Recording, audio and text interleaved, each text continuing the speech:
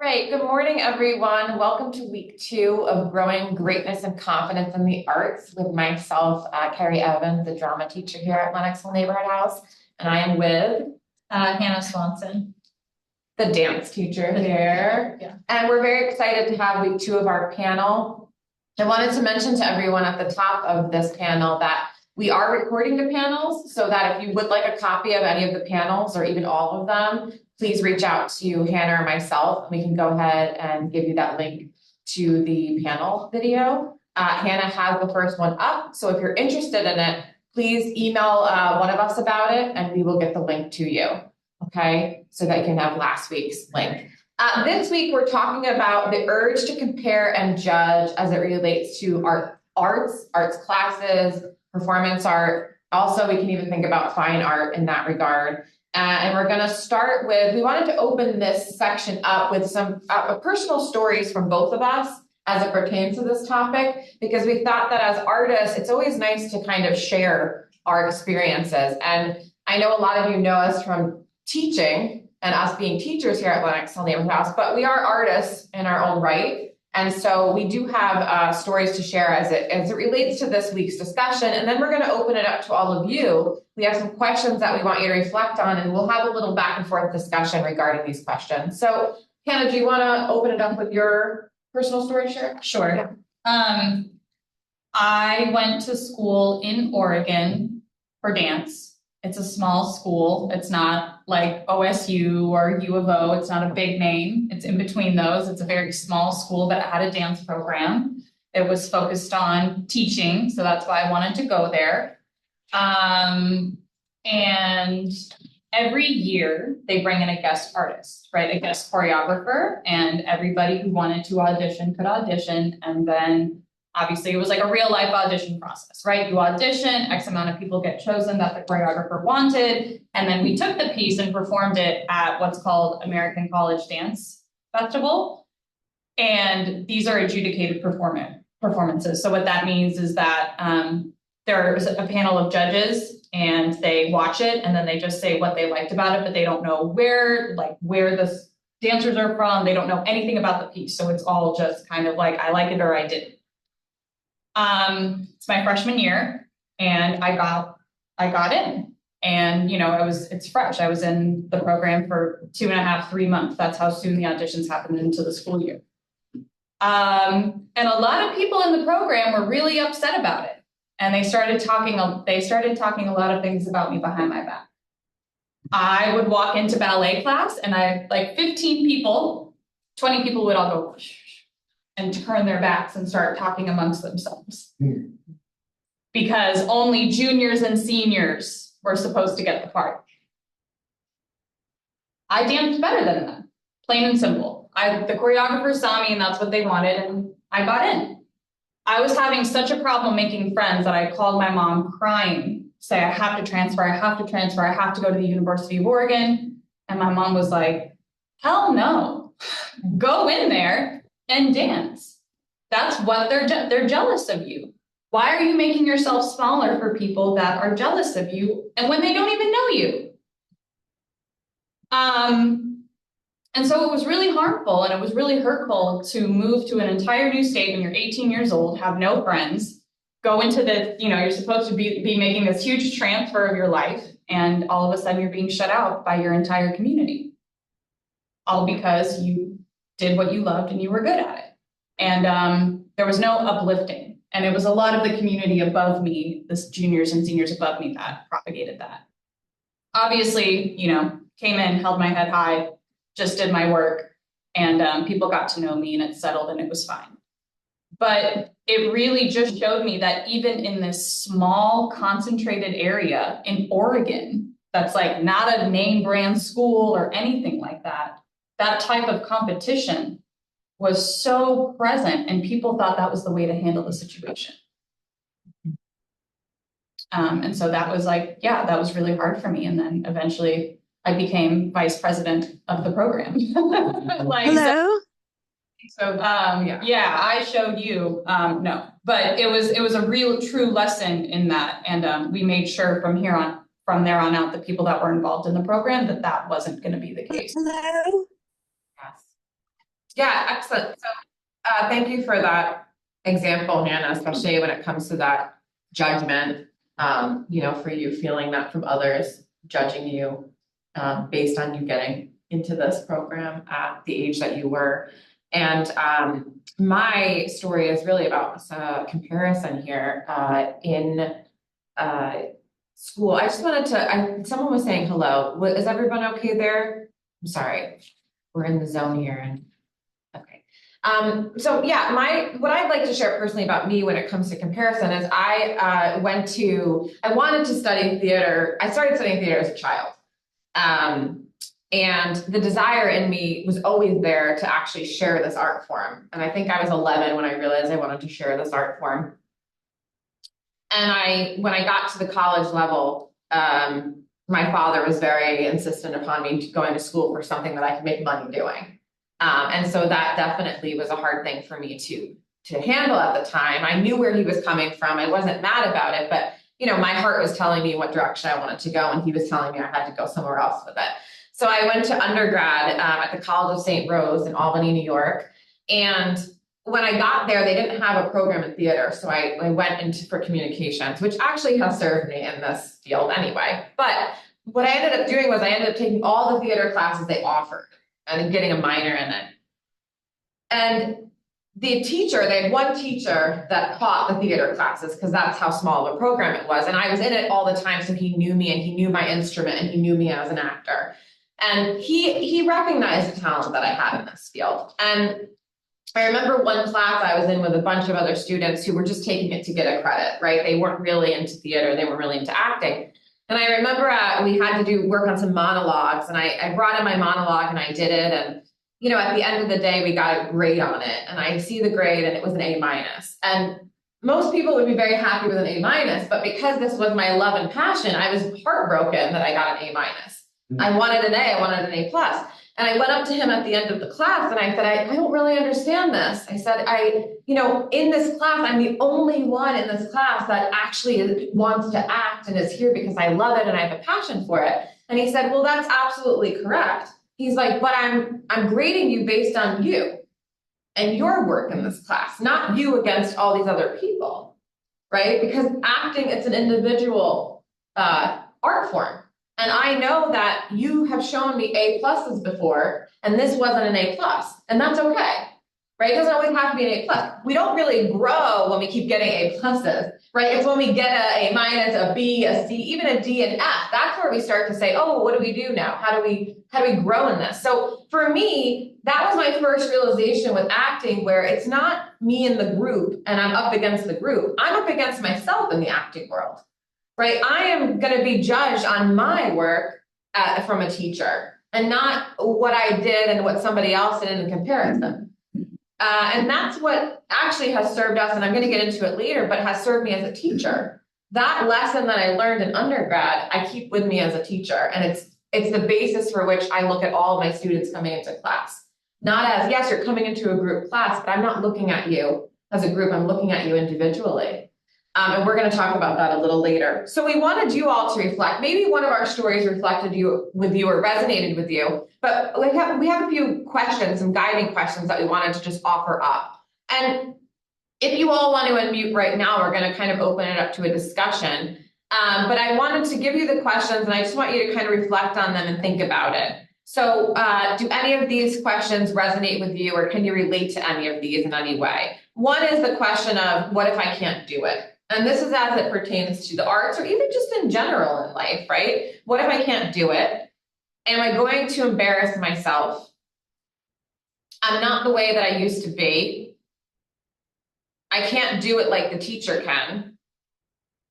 I can't do it like that other class participant. And maybe there's some other sentences that have come up for you. And my friends on Zoom, if you want to unmute yourselves so we can have a discussion here, I'm gonna, yeah, go ahead, Elizabeth. In the drama classes and the improvisations, and when I see what all my little classmates are doing, I feel like such a dumb bunny. They have such great imaginations. They're so smart and clever, and I fumble. So that's a feeling that you get when you're Yeah. walking. Yeah. Yeah, and it's a valid feeling to get. I think as human beings, Yeah. right? We go there. We look at what somebody else does and we think, oh, I'm not doing that, or I can't do that. You know? Yeah, I just feel stifled my imagination doesn't come to me quickly very often. Yeah. Well, I just- yeah, go ahead. I'm sorry. Who else? Yeah. Yeah, well, it just I marvel at you guys in my class. You know, you just go take it away with your imagination on top of the rainbow and yes and I just have to say duh. Thank you for sharing that, Elizabeth. Oh, you're welcome. Oh, I also want to say that the acoustics in your room where you're speaking sometimes drowns out the pronunciation, and it's sometimes hard for me to make out exactly what you're saying. I got It's not you. your fault. It's just an I think it's an acoustical problem. And one other thing I want to say, and I'll jump right off. I know what it's like when someone cuter and younger gets the part. And I know what it's like to feel hurt and jealous and envious. So I would encourage a more empathetic, I don't know, because I know what it's like. I can imagine it's awful. Yeah, and we're going to dive into that, you know, how to kind of, when we have these thoughts like you just shared, Yeah. what we can do to help combat those thoughts, right? What we can do to help combat those thoughts. It's hard. I just wanted to share with Hannah that they were talking behind their back. They were jealous because the subtext is they were really hurt. Yeah. Their feelings were hurt. I know what that's like. Yeah. I know what that's really like. Thank you for sharing. Pam, I saw your hand go up. Yeah, some of the people in the classes are, I perceive of them to be professional because I've even gone to some of their performances, in small theater things, where they're a level, I mean, it's not Broadway, but, sometimes I feel like I can't do that, and I think it's a combination of being afraid of auditioning and also that I won't be able to memorize lines, which you addressed, in the previous class. But, sometimes I'm in awe of my fellow students who I see in actual performances that people pay money and go see, and including myself. Yeah. And I want to address the things that both of you are talking about. I'm going to go ahead. Thank you for sharing that, Pam. Yeah, we have to Yeah. move. So did anyone else have a thought that they wanted to share? I don't want to stop and not let someone have a thought that they wanted to share. Anybody? Well, Yeah, Brian. what if I can't do it, resonates. But, it's simple if you haven't done it. I mean, you got to make an effort to do it before you come to a realization that you can't do it. So Yeah. that's where I'm at, Yeah. That's why I'm participating in ballet and tap. You're walking your talk right now. Yeah. Sure. Yeah. You're immersing yourself in it. Yeah. Simply because if I didn't do it, I wouldn't know if I couldn't. Yeah. Thank you for sharing that. Yeah. I just would like to say that in my own experience, my own life experience, I've sometimes found myself in situations where I'm so frustrated, I can't beat the competition, and I have to really take a step back. And oftentimes the problem has been that I'm in the wrong ballpark. That I was in the right ballpark and it seemed to come too easily because it was something that I was suited for. And I wasn't enough, and then I had to go further. And so that's been a pretty valuable life lesson, I would say. Yeah. Thank you for sharing, both of you. Thank you for sharing that. Really quick, I'm going to pass the mic to Hannah, but I touch on these things that you all said here. One is that is great for you as an artist to identify that you felt like you were in the wrong ballpark. right? And the thing about it is we want to take the steps necessary as artists so that we know we're in the right programming to help us grow, right? It's like, think about it in terms of sports. You're not going to go to the major leagues before you start in the minor leagues in baseball, right? So if you have a love for the arts and you want an art class, you're not going to an advanced class if you're a beginner. That's not going to suit you. That's not going to benefit you.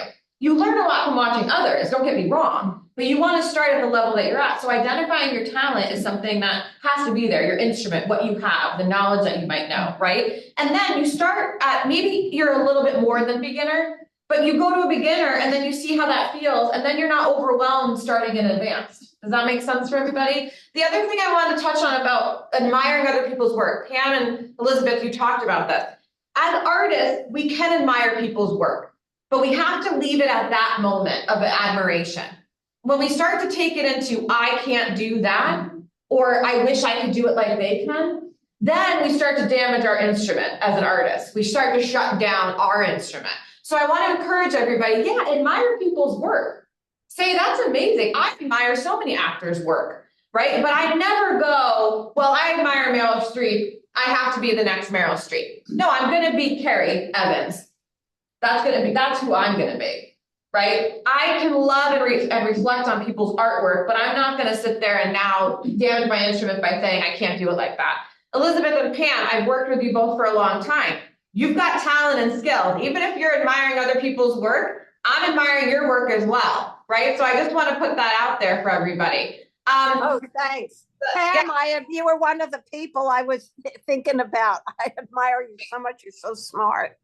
And Ron, I loved your words that you shared with the class, and thank you for saying that. How do you not know you're good at something unless you give it a try? And even when you give it a try, I guarantee you're not going to be good at it. It's just a matter of how long it takes to get to the place you want to get with it, right? Go ahead, Hannah, take it away. Which leads to the next point of comparing yourself to your teacher.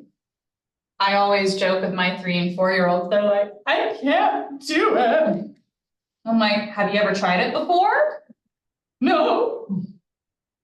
Okay, right? Like, and then I tell them, like, when you came out of your mom, did you just get up and walk out of the hospital? And they're like, no. Maybe one of them did. I don't know. Right? Yeah, those pandemic babies, they're different.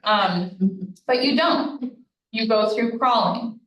You go from your back to your tummy, to crawling, to standing, to wobbling, to trying to walk with assistance, and then walking freely. If you think about how long it takes for a human child to develop walking in that amount of time, why can't we give ourselves the same grace as adults?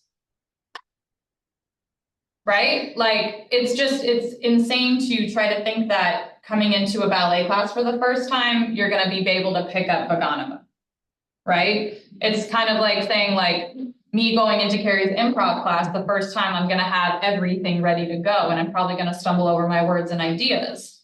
So you have to be able, don't look at your teacher and think like, well, they've got it.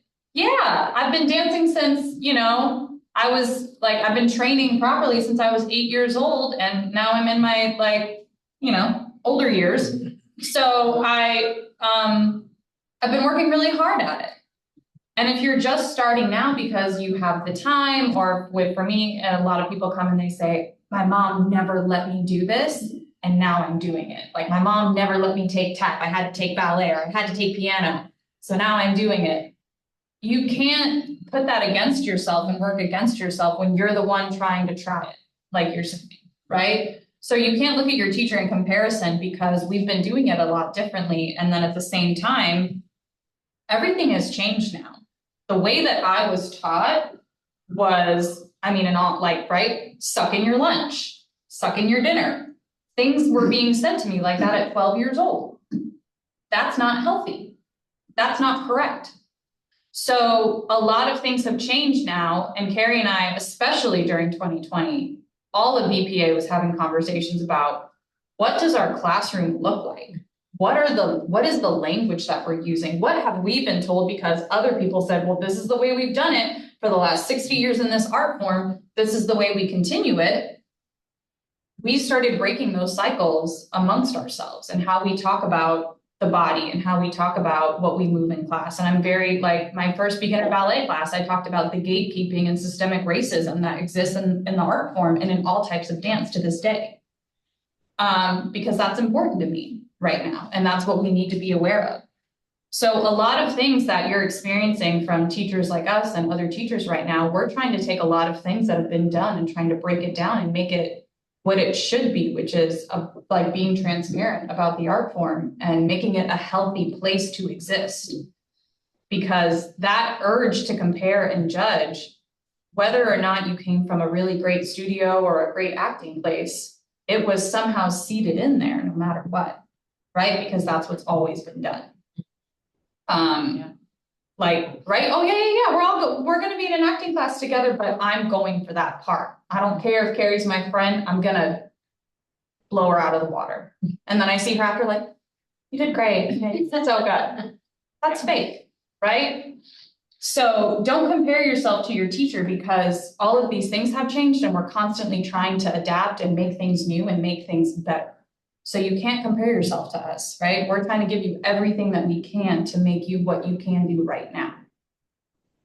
Cool? Can I touch on one Yes. thing too there with the comparison to the teacher? You know, I want to just preface this too, because a lot of times in art classes, both Hannah and I, we have questions about this. You know, for those of you that come in with some technique or some knowledge of the art form we're teaching, a lot of times we get, well, I learned it a different way, or I learned it this way. What I just want to let everybody know is teachers are all going to have a different style of teaching, right? We know this, right? When we teach techniques in our classes, you might have worked with another teacher that teaches that technique a little differently or gives their own spin on the technique. That's what we all do. Great art teachers give a spin on a technique that's been done for years. We don't want to just keep doing it the way it's been done. We want to add our thoughts to it. That's what makes us an educator of the art, right? We just did the same basic thing. We're just taking another teacher's words. And that's not what we want to do as teachers. So even if you come in with some knowledge, don't let that knowledge stop you from taking in what a teacher is giving you, right? Teachers love when we have students that come in and say, I don't know anything about this art form, right? Because then we're like, okay, great. There might not be any resistance to us, right? Because sometimes as teachers, we get resistance when people are coming in and they have that knowledge. So I would just like to encourage everyone when it comes to the teachers too, is to understand that just because you might have studied it with someone else doesn't mean everything's going to be by the book across the board. We don't hand each other our lesson plans, right? We're all going to give our own spin on a lesson. I'd like to get into comparison with each other very quickly here. And as Hannah touched upon, there is comparison in the art world. It's been built into the system. It really is, it's very challenging. And for a lot of actors, it's one of the reasons why it shuts them down from even auditioning. You know, for myself, I've always wanted to be a teacher of the arts because I love this and I want to share my passion and I want to show the real core of what acting is and not what we think acting is, where you just get some lines of text and you say them. It's an art form, right? There's a process to acting. And I love sharing the process with people. When I was auditioning at a time in my life, I did not like the whole audition process because of the competitive feeling in the room. You walk in and there's a competition right away in the door, right? So I think that it exists in this art form, and what we have to allow ourselves to do is fight that existence as ourselves as an artist, right? It doesn't help us, competition, right? Sometimes people say, well, friendly competition does help. If you're the type of person that thrives on competition, then sure, don't even listen to what I'm saying, right? But I know from a lot of people that it's hard when you're in a competition to thrive in that setting. It can be very intimidating. It can be overwhelming. So what I like to say is, don't compare yourself. Don't come into a class and say, I know so-and-so does it better. And why am I here if I can't do it like they do? Everyone's instrument is unique in art. We all have a different instrument. And teachers are working with everyone based on the instrument that they bring in, right? I'm not holding you all to a same level. Sure, if you're going to audition for the Rockettes, you've got to get to some level, right? We know that. But in terms of learning this art form, we do look at students as individuals. And when we coach individuals, there might be a lesson that's there for everyone, right? We might give an individual feedback and then we say, class, this is for everybody, right? So sometimes there is that broader understanding that happens from an individual, from a teacher individually working with a student there that works for everyone. I like to also say, in terms of not shutting down your instrument, right? Is when you start to compare, just say, I really like what they did. And I'm excited to do what I can do with this art form. And I know it's really hard and we've got to be mindful and we've got to check ourselves on it. But what that does is it allows you to be grateful for what you experienced from someone else giving you and inspiring you. And now you bring the inspiration into your work instead of taking what inspired you and shutting it down and saying, I can't do that. No, say, hey, I love what I just saw Elizabeth do. Elizabeth inspired me to work. I'm going to work now, right? So the next thing that I wanted to bring up is I like to encourage people to not ask other people what they thought of your work, okay? Don't ask people what they think of your work. Try to limit those questions. If you want to ask a question, be very specific. Right, so a specific question would be, in this scene, I was feeling that I really didn't want that person to leave in the scene. Did you get that from me on stage? Did you feel that I really didn't want this other character to leave? Right, that's a specific question. It's like a clear yes or no. Yeah, clear yes or no, right? Yeah. That could be something that's beneficial for you, right? How did you like my performance is not going to be a beneficial answer from you. It is never a beneficial answer. Because what are you going to do with, I liked it better last week. Yeah, exactly. And if you want to ask a specific question, like I just gave an example of, make sure you're asking someone that has your best interest at heart. You don't want to ask certain people that you think might try to dull the shine of your instrument, right? We all know that. I see, Panita, you're shaking your head. Yesterday I had an experience, just yesterday. Just yesterday you had, you know. Yeah. Yeah. You're right, I know. Yeah, it's real. Yeah. In the arts, there are some people that don't have our best interests. And if we say, even if we give an Oscar-winning performance, they're going to tell us we could have done something better. Right? They're going to say that because they want to dull the shine of others. As an art teacher, I like to encourage my students to lift each other up, like Hannah talked about. Lift each other up, you know? Give each other positive praise. Share with someone that, you know, I love when someone comes up to me after something I've done and says, that really moved me. I really connected to you. If you hear the words connected or moved in acting, that is the best compliment you can get. Because we do this art form so that people can connect to what we're saying, right? We want the audience to feel something. With dance too. I'm getting emotional talking about it because it's such a beautiful experience to be able to bring art to people and have an audience connect with what you're doing. Hannah's class did a beautiful performance that I saw last month, and I was moved backstage. And I'm not a dancer, I'm an actor. But I watched them connect and tell a story in such a beautiful way, and that is art. And the thing about comparison is that stops us from sharing our beautiful instrument. It makes us feel like we don't have it in us to do it, and that's not true, we all do. We mentioned last week, I really truly believe that everyone has talent. It's just a matter of accessing what that is. And then it's a matter of getting into classes and helping that talent shine. We can't teach talent, like I said last week, as teachers. I don't believe we can teach talent. We can teach technique that helps access your talent, right? So with the last few minutes of class here, I just wanted to open it back up to anyone for any reflection or anything that came up during this panel discussion today, or any questions that you might have for us. Hi, Helen. Yeah, Helen, and then Audrey, you're on deck. So Helen and then Audrey. Hi, so Kerri, exactly what you said. You said, I'm an actor and I'm not a dancer. It's the essence of acceptance and love of yourself. And that's where we have to get to. And before, when you were saying, what can I not do? In my mind, I said, I cannot sing. And how long do I want to study singing? Maybe I have to study it 80 years. So it's a degree of acceptance. And when you talk about competition, I think of self-competition as we're growing in the art form. I want to say, so where am I now in 2023 compared to like 2018? Yeah.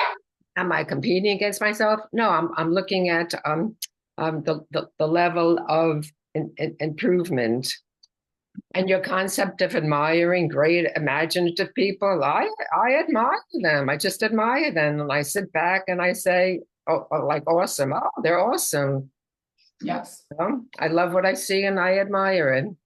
Can I just say one thing about what you said about I can't sing? What I said is I don't dance, right? I didn't say I can't dance. Okay? So I just want you to think about that. I can sing, I can dance, but I don't do it. What I do in the art form is I stick to the acting, right? Even when people ask me about musical theater, I don't do musical theater. I will coach, I will help. As a teacher, I can do all of that. As a performer, I don't get enjoyment out of musical theater personally for me. It doesn't mean I don't enjoy it as an audience member, I do. As an actor, that's not what I'm gonna do. When I act, I am drawn to comedy and I'm drawn to drama. So, but I never say I can't do it, right? So if you ask me, can I do musical theater? I'm sure I can do musical theater. I choose to not do it. I choose to do the art discipline that I feel the most confident and strong in. Doesn't mean I don't challenge myself sometimes with musical theater and Shakespeare, right? Okay, cool. Yeah. Audrey had the next. My partner can't sing, but they love Luther Vandross and R&B. So he sings. It's not very good, but he sings because he loves the music. So yeah, Audrey. First, I want to say I'm finding these sessions incredibly valuable and insightful and helpful in terms of the competition and trying things that you think you can't do. I also wanted to say that, Hannah, the analogies that you make with the children and what you say to them and what you've said today and what you said yesterday in ballet with the PK are incredibly helpful. And what occurs to me is that it's amazing that what you tell children in dance is just as useful to telling seniors in dance, because it's the same concept. It makes so much sense. I mean, so how, it's just really amazing. And I always wanted to take to theater, and I was always afraid that I would never remember the lines. I dance and I love dance and I feel confident. I feel much more confidence in dance than I do, but I'd like to try that. And this is giving me, the impetus to try it. And and I actually took voice workshop in the 90s for 4 years because I love music and I love to dance and I love to sing, but I don't have a natural voice. And I struggled so with voice lessons, to the point where I stayed with it for 4 years in a cabaret workshop with people who that some of them were auditioning for Broadway and some were just doing it for, as a hobby. And I knew that I wasn't that good, but I loved it so much, that I stayed with it till I felt like it was just too much, and I stopped because my voice just was struggling so in the individual classes. So, I did try that. So, but I stopped. Yeah, and I love that you identified again with your instrument, just like we had Panina identify with Panina's instrument here. It's like, you love it. You love doing it. You knew the level you were at with voice, right? And that's kind of what we're talking about, right? It's not that I don't not dance or sing. I do. I just don't choose to share that, with the world, right? Well, sometimes, no. I don't share it with the world so much, but it's just identifying that. And so I applaud you for that. Thank you for sharing. For everyone that's sharing right now, thanks so much for opening up here. I just had a thought too about that analogy, and I realized what it is and why I use that analogy so much about walking, because what's the difference when you are that young, right? And when you're a grown-up, you don't care if you fall. Mm-hmm. You don't know what failing means. Yep. So you're like, I'll try it again. It's kind of like, at that point in our life, we have like a goldfish brain. Like we have the memory of 3 seconds. It's like we fell and we're like, okay, I'll try it again. I'm down. But now that when we go through things and we have life experiences, If we try something the first time and it doesn't look good, we're like, well, gave it a good go. Guess I'll see you guys never. And that's the difference. So can we bring back that thought process of, instead of like in improv, you guys say and yes, right? To kind of encourage, so then I encourage again and. Yeah. So just keep trying. Or can we even bring back that childlike wonder at the arts, right? And I say that in my acting classes all the time, is that as you know, kids were encouraged to use our imagination. Acting is using your imagination. And not right? I mean, it's human experience plays a role. When you learn about acting, you realize that there's much more than using your imagination that goes into acting, right? But at the core of it, it's imagination. Unless you're telling out your life story on stage, you're playing a character. It's not you. You know, you're jumping into a role. And so with kids, they have that ability just to imagine. You know, we work with children in our after school program, and now they come for special programming with us. But, you know, we say something to them and they do it, right? But then I even see it as a teacher. They get to a certain age and they're more hesitant to do it. And it always makes me sad because I'm like, oh man, they got to that age where they think about the judgment, you know, versus the kindergartner that I say be a dinosaur and they're a dinosaur like they've been practicing their whole life for it. You know, so it's something that we handle at a young age too. This judgment, this fear of judgment, and then the comparison comes in. This fear of, am I going to do it as good as my friend does it in the class, right? Anybody else? Yeah. Anyone else? Anybody else on Zoom? Yeah, Helen. I'll just very briefly, let's give some credit or significance to the home life.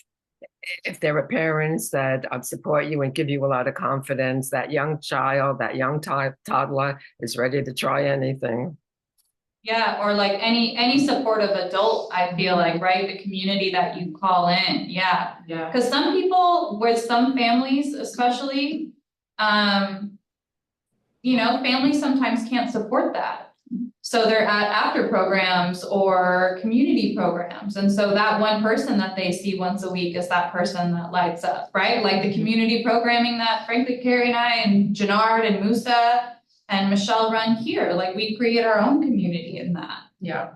So those people that you have in your life can really make a difference. I agree with that. I resonate with that big time. Absolutely. And I just wanted to end it with saying, because this is a panel that is encouraging confidence and growing our confidence in the arts, we love as teachers, we talk about this after our class does a performance or shares their work. One of the things we love the most is the confidence that we see from our class participants. You know, when you're doing something and you're sharing it with an audience, when you come off smiling, that to me as a teacher that means more than anything else. Yeah, I love when I see students use the techniques that I'm teaching, right? I love that, right? But I love when I see people confident and shining on stage and feeling good about it and having fun. That's why we do the arts. Yeah. So, any closing thought from you? Yeah, I would just agree with that. It's like, I think it's hard with performing arts to come into like classes and then maybe not have a chance to perform because you kind of feel like that's the culmination, like that's what we're taught is the culmination of it.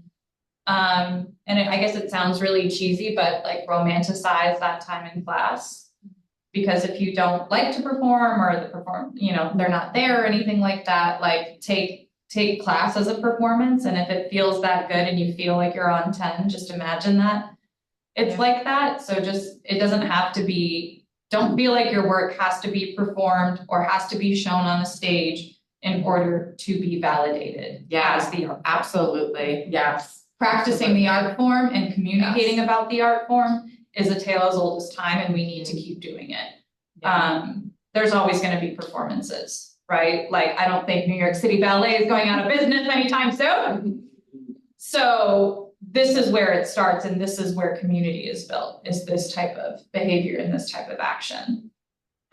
Yeah. Thank you all for being a part of the panel today. As I mentioned at the top of the class here, all of these will be available with a link So we do have the first section. Last week, we have it up on a link. If you would like the link sent to you, please email myself or Hannah, and we will send that link over to you so you have it. It's unlisted, so it's not public, just so you know. So your thoughts are kept to the people in this room who have the link. Yes. Type of thing. And So some, it's not public. some class participants that aren't able to make it. Yes. That have asked for it, so, yeah. But you have to request it to get the link. It's not just public like Hannah said for everybody, okay? Good. Thank you all. I'm gonna stop. Thank you. Thank you, everybody. Thank you. Bye.